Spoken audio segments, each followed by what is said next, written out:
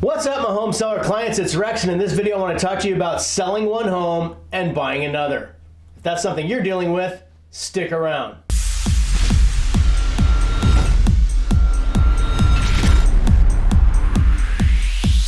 So it's pretty common where people are buying one house and selling another house, or selling a house and buying a house, because people, you move out of a house, you want to move into another house, right? So it happens all the time. How do you do it? Well, a couple things to look at. So when the market is going up, the home seller has all the control. And when the market's going down, the home buyer has all the control, or most of the control. So a couple different ways you can sell one home and buy another. The best way to do it always is to rent out your current home and buy another home. Because now, not everybody's able to do that because most people need the money from the sale of one home to move into their next one, and a lot of people don't want to be a landlord. By the way, we can handle that for you. If you want us to property manage for you, we do that. But if you get someone in your property and you're renting it to them, they're paying off your mortgage, right? So that's nice. It's a good retirement plan.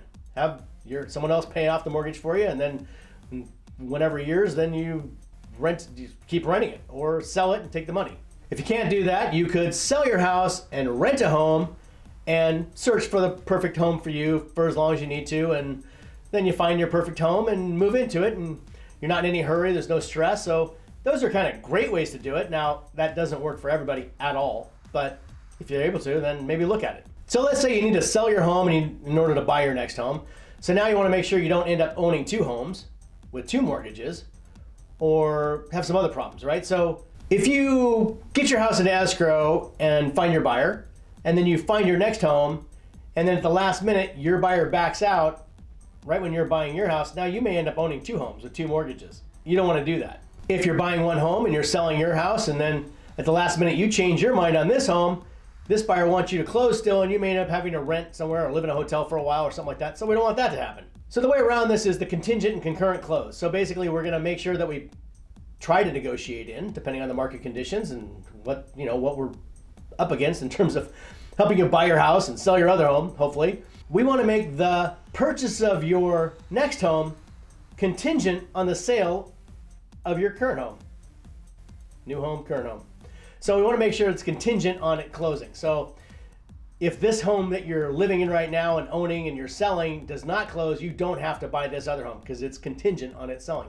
And you also want to make them concurrent close. So we'll do all this for you. I mean, we negotiate it in for you if it's something that's important to you. We'll talk to you about it, and then we'll try and negotiate it in. So concurrent means both of these properties have to close concurrently at the same time. So this one might close on a Monday, and then this one would close on a Tuesday.